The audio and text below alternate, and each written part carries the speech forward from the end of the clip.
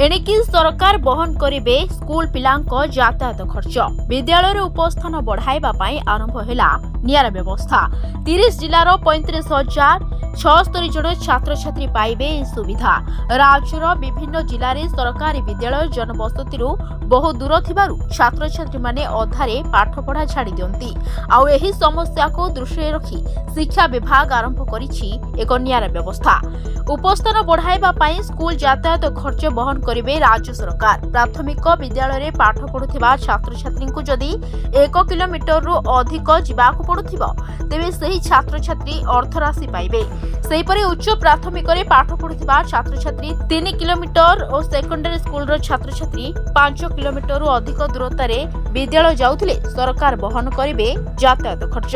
एही बाबद को वर्ष को जने छात्र 6000 टंका पाइबे।